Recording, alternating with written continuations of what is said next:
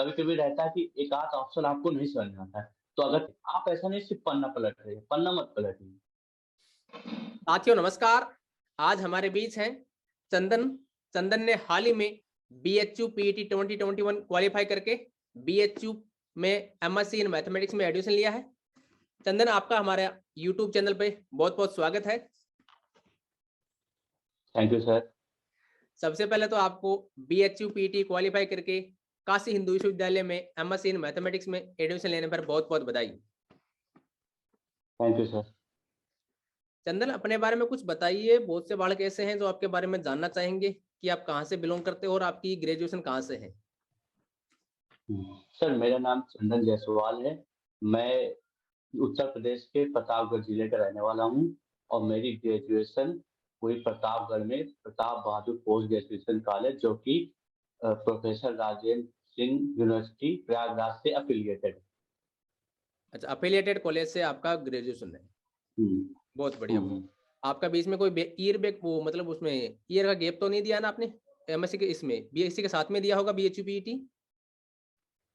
हाँ sir, BSc third year से ही हमने बीएचयू पेट का एग्जाम दिया था।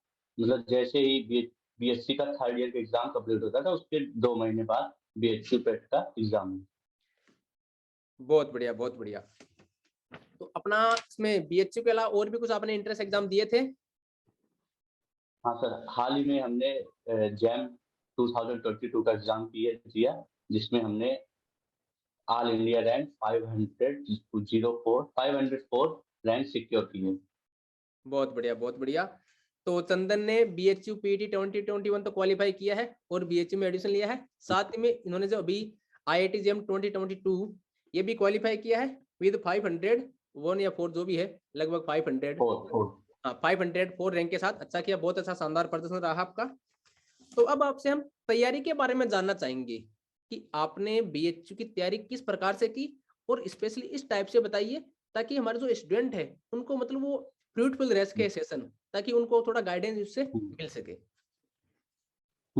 सर थर्ड ईयर में होने के बाद, थर्ड ईयर में जब हम थे, हमारे दिमाग में पहला टारगेट तो जैम था, ठीक है। और बाकी हमने थर्ड ईयर में सोचा था, तो हमने एक सिक्योर रहने के लिए बीएचयू को भी टारगेट किया। तो हमने स्क्रैच से शुरू किया, सब कुछ एकदम से स्क्रैच से। तो हमने शुरू में सारी चीजें उठाई।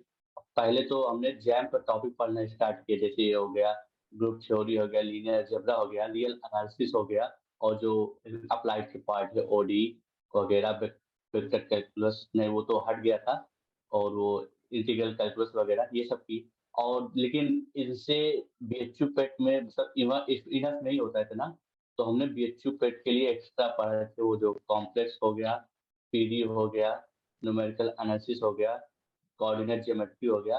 तो इन सबको भी ध्यान रखते हुए पढ़ाई स्टार्ट की। और हमें हमारी जो ग्रेजुएशन में पढ़ाई हुई थी वो उतनी अच्छी नहीं हुई थी, तो हमें सब कुछ शुरू से स्क्रैच से स्टार्ट करना पड़ा। तो जैसा कि सबकी दिक्कत रहती है कि ग्रेजुएशन लगभग किसी भी स्टूडेंट के ढंग से नहीं होती है, तो जैसा कि ये बता रहे हैं चंदन, नहीं ये सबके साथ होता है, हमारे साथ भी ऐसा ही था। तो चंदन का मतलब शुरू से बेसिक से स्टार्ट करना पड़ा था, ऐसा नहीं है कि इसने BSc में सब कुछ तैयार हो गया था। तो चंदन, आपने कोई बुक्स वगैरह जो आपकी नॉर्मल ग्रेजुएशन वाली बुक्स है वही फॉलो किया कि अलग से लेकर आए कहीं से? नहीं सर, जैम का भी ध्यान में था, तो हमने शुरू से ही स्टैंडर्ड बुक फॉलो किए स्टार्ट कर दिया। जैसे रियल एनालिसिस के लिए एस के मापा देखनी शुरू की, और लीनियर अलजेब्रा के लिए पहले तो सॉन्ग सीरीज स्टार्ट की थी, क्योंकि वो थोड़ा बेसिक है। फिर हमने उसको लीनियर फ्रेडबर्ग को मंगाया, तो वहां से लीनियर अलजेब्रा स्टार्ट किया। और ग्रुप थ्योरी के लिए हमने गैलियन की, जो क्योंकि वो फ्रेंडली बुक है, स्टूडेंट फ्रेंडली बुक है, वो हर कॉम्पिटिटिव एग्जाम के लिए हेल्पफुल रहती है। और बाकी थोड़े जो अप्लाइड के पार्ट थे, उसके लिए हमने थॉमस कैलकुलस की बुक मंगाई थी। उसमें 2-3 अप्लाइड के पार्ट कवर हो जाते हैं। और ओडी के लिए ऐसे ही मैंने हमने कॉलेज के बुक प्रेफर किए, क्योंकि वहाँ पे सिर्फ थोड़ा सा कॉन्सेप्ट और प्रैक्टिस था। ये सारी बुक जो आप बता रहे हो गैलियन, या भी हमने अभी जो वीडियो बनाया था उसमें रिकमेंड की थी, गैलियन है, फीडबैक है, एसके मापा, ये 3 बुक तो हर स्टूडेंट के पास होती है और होनी भी चाहिए। और सर ये बहुत हेल्पफुल लगी है। फीडबैक से तो सीधे क्वेश्चन उठते हैं सीधे, फीडबैक आपने देखा होगा। हाँ, सर 2015 में जैम का एक क्वेश्चन फीडबैक से डायरेक्ट वही आ गया था, हाँ, तो इसी के लिए वो ध्यान में था लीनियर अलजेब्रा का फीडबैक से थोड़ा पढ़ने का। हम्म। तो इन्होंने बताया कि रियल की एस के मापा, लीनियर अलजेब्रा की फिडबैक, और जो ग्रुप थ्योरी की गैलियन, और जो बाकी है वो लगभग आपकी जो कॉमन बुक्स चलती हैं आपकी इसमें, जो आपकी ग्रेजुएशन में चलती है, वही बुक फॉलो की है जो सिलेबस कवर करे, बरोबर है। हुँ, बाकी सर जैसे बीएचयू पीईटी के जैम के अलावा जो एक्स्ट्रा टॉपिक थे, उसके लिए मैंने कॉलेज के बुक ही रेफर किए क्योंकि उतना सफिशिएंट होता है। जैसे लीनियर प्रोग्रामिंग वगैरह हो गया, वो कृष्णा पब्लिकेशन की हो गई, और कॉम्प्लेक्स है, वो भी कृष्णा पब्लिकेशन की थी। तो कृष्णा का पब्लिकेशन ये बहुत हेल्पफुल रहे, मतलब कॉम्पिटिटिव एग्ज़ाम के लिए भी काम आ जाता है और कॉलेज वाइज़ भी काम आता है। तो हमने बीएचयू पीईटी के जो एक्स्ट्रा टॉपिक थे, तो इससे प्रिपेयर किए। हाँ, कृष्णा पब्लिकेशन आप ग्रेजुएशन में फॉलो करते हो, तो उसका ये रहता है जो बुक हुँ, ग्रेजुएशन में फॉलो करते हैं ना, उसके साथ हम फ्रेंडली हो जाते हैं। हुँ, हुँ, हुँ, हुँ। तो आपने क्या सारे टॉपिक कवर करके गए थे? नहीं सर, सारे टॉपिक देखिए जैसे मैकेनिक्स है ना, तो ये हमारी ग्रेजुएशन में भी वीक थी और हमने भी इस पे बहुत ज़्यादा कोशिश नहीं की क्योंकि और भी अदर टॉपिक हैं जो स्कोर करने लायक थे। तो हमने मैकेनिक्स सही उठाया और 3D ज्योमेट्री थोड़ा बहुत देखा था, उसमें भी हमें थोड़ा-सा कम कॉन्फिडेंस था, तो हमने इस पे उतना फोकस नहीं किया। लेकिन फिर भी जितना हम बता रहे हैं, इसमें भी बीएचयू पीटी निकाला जा सकता है, इसमें भी। अच्छा, तो और कोई online platform like YouTube, Telegram channel जहां से आपको लग सकता है कि स्टूडेंट के मतलब आपको बहुत ज्यादा हेल्प मिली हो? हुँ, हाँ सर। जैसे जो प्रीवियस ईयर क्वेश्चन होते हैं, वो बीएचयू के लिए बहुत इम्पोर्टेंट होते हैं। तो जैसे आपके वीडियोज़ देख के बहुत हेल्प मिली। आपने बीएचयू, सीयू, सेट, डीयू और जैम तक के भी वीडियो डाले हैं, तो हमने वो पीवाईक्यू को उनको वहाँ से देख के प्रिपेयर किया, तो वहाँ से हमें बहुत हेल्प मिली। और जो हम ट्रिक बताते हैं वो यूजफुल होती है कि नहीं होती है, कि यूजफुल होती है तो किस हाँ प्रकार सर, से बहुत आपको ही। इसका बेनिफिट मिला है? आपका जैसे जैसे आपका वो है ना डिस्कार्ड मेथड, कि क्या है क्वेश्चन को पहले कि जैसे 4 ऑप्शन होते हैं, कभी-कभी रहता है कि एक आध ऑप्शन आपको नहीं समझ में आता है, तो अगर 3 ऑप्शन आप डिस्कार्ड करने में कामयाब हो गए, तो वो चौथा ऑप्शन तो आपको मिल ही जाता है। तो वो मेथड हमको आपको बहुत अच्छा लगा। हाँ, एक ही जो प्रीवियस ईयर क्वेश्चन मतलब करते हैं ना बालक, तो बालक क्या करते हैं कि नॉर्मल क्वेश्चन करके आगे बढ़ जाते हैं, उसके बारे हुँ। में पूरा। हाँ सर, उसकी रिसर्च एक रिसर्चर की तरह पढ़ना है क्योंकि हमें ज़्यादा भी इसी लाइन में, तो एक रिसर्चर की तरह सोचना चाहिए कि हाँ, ये क्वेश्चन में और क्या चीज़ें सीख सकते हैं। देखो क्वेश्चन है क्या है, क्वेश्चन लगाते हैं, बच्चे चले जाते हैं। लेकिन उसमें सोचते नहीं कि इस क्वेश्चन को कितने टाइप से किया जा सकता है, कैसे किया जा सकता है, और डिस्कार्ड मेथड से हमें कॉन्सेप्ट में क्लैरिटी और अच्छी आती है। तो हम डिस्कार्ड मेथड बहुत अच्छा होता है। उसमें काउंटर एग्जांपल क्रिएट करने की हैबिट लग जाती है, तो वो अच्छा हुँ, रहता हुँ, है। हुँ। बिल्कुल। हुँ, हुँ। तो हाँ, हाँ, ये मैथमेटिक्स में काउंटर एग्ज़ाम्पल बहुत काम आता है। कभी-कभी क्या होता है बच्चे जनरली बहुत ज़्यादा करने लगते हैं। तो वो लोग काउंटर एग्ज़ाम्पल को बहुत इग्नोर करते हैं, क्योंकि काउंटर एग्ज़ाम्पल हमारे 80% क्वेश्चन करने में मदद देता है। बहुत बढ़िया, बहुत बढ़िया। ये काउंटर एग्जांपल वाला आपके सीएसआर नेट में भी अच्छा खासा काम आने वाला है, गेट में भी आएगा। हुँ, हुँ।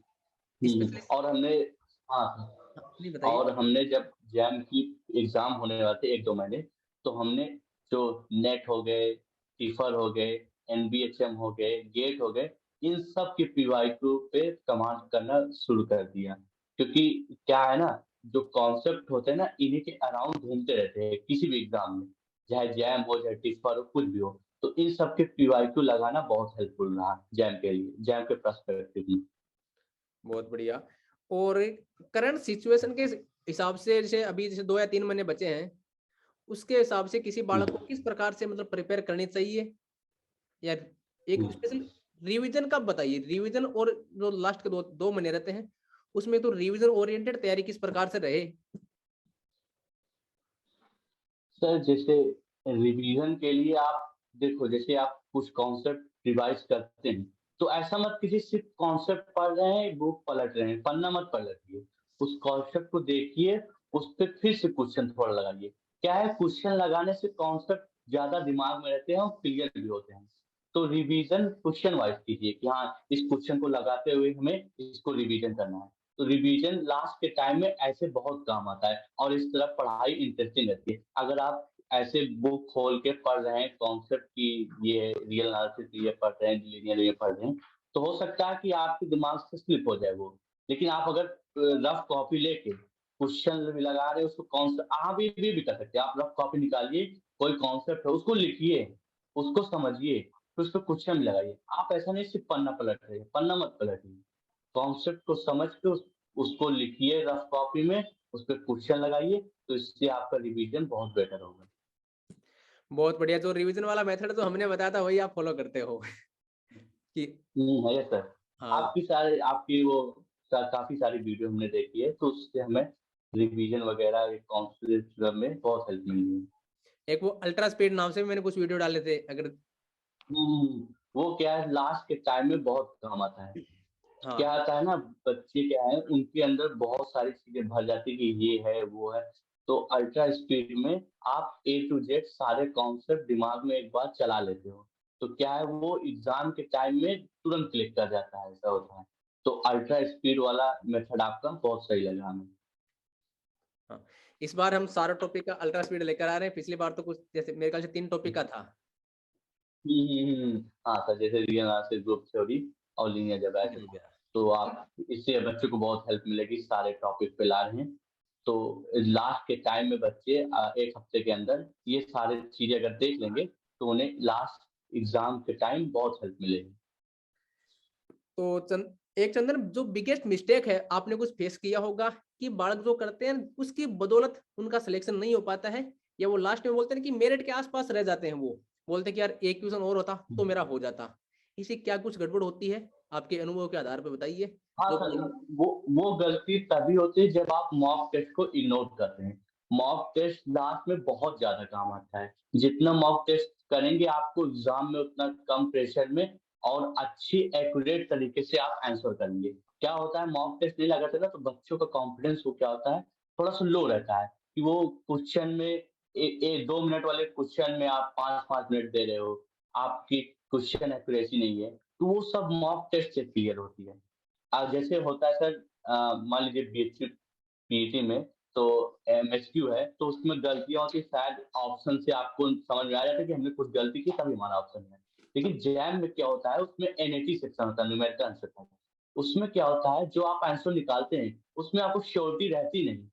और क्या है ना, बच्चे एनएटी सेक्शन को बहुत लास्ट में करते हैं, तो आप वेरीफाई नहीं कर पाते कि हमारा क्वेश्चन आंसर जो आया है वो सही है कि नहीं।